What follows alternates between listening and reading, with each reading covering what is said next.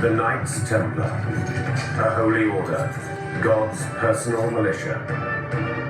A society so secret that its true purpose is debated to this day. First glorified. They would have been on a spiritual path. And then accused. Blasphemy, sodomy, and devil worship. Just who were the Knights Templar? Heretics? A brotherhood of treasure hunters? Or, as books like the Da Vinci Code suggest, the keepers of sacred knowledge? The Knights themselves left many clues, passed down from generation to generation, hidden in ancient manuscripts and scratched into the stone walls of their prisons. Secrets waiting to be deciphered by those adept enough to crack the Templar Code.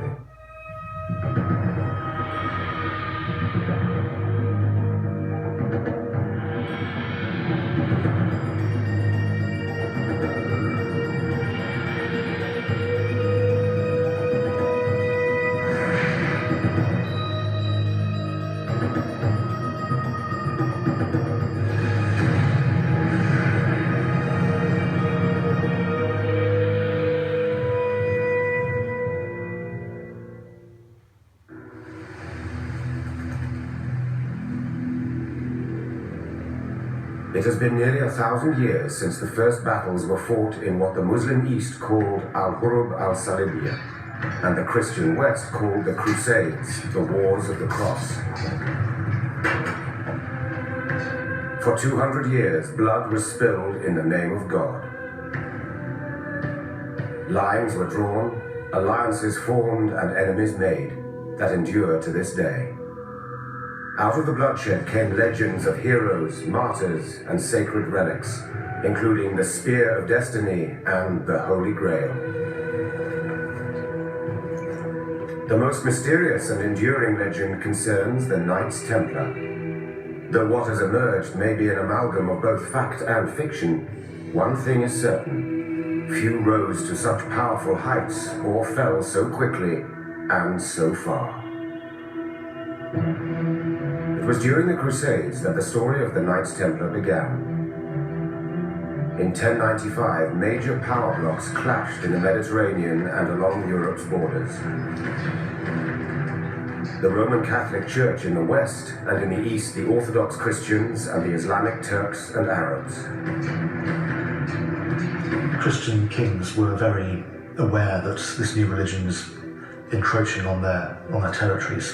So there was a political aspect as well, that the Western powers wanted to keep their kingdoms intact. From the beginning, the West had two goals: to block what was seen as an Islamic incursion into Christian realms and to take back Jerusalem.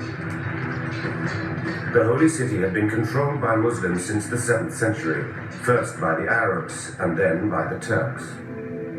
It was partially psychological, and the religious aspect of getting Jerusalem back into Christian hands.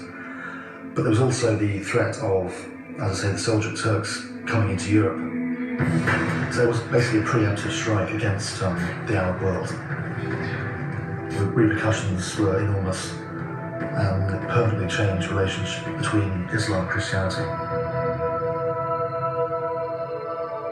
On the 27th of November 1095, Pope Urban II summoned a council of clergy to Clermont in France. His speech was later written down in several versions, but its main thrust was unequivocal.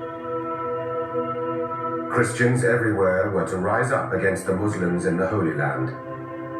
One account included the call to let those who have been robbers now become knights.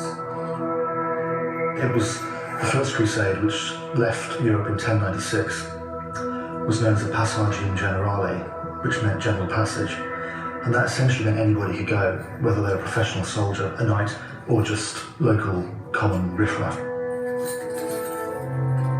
The Western Catholic Church offered powerful incentives to join the battle, indulgences. As a result, the early Crusaders were an especially ruthless band. You would get what was essentially a get-out-of-jail-free card, which would absolve you of your debts, it would remove your crimes, And a lot of people on the First Crusade were actually criminals. They were rapists, murderers, thieves. And they knew if they went on the crusade, got to Jerusalem, that was it, their slate would be wiped clean. Thousands responded to the call and took up the sword. What followed was 3 years of slaughter. The Western Christians were united with their Byzantine brothers in the East. The Turks, Persians, and Arabs, with their history of infighting, soon lost ground. In 1099, the Crusaders captured the ultimate prize, the Holy City itself. When the Christians captured Jerusalem, there was a bloodbath. And knights were wading knee-deep in, the horses were knee-deep in blood. And they slaughtered everybody, Muslim, Jew, Christian, without mercy.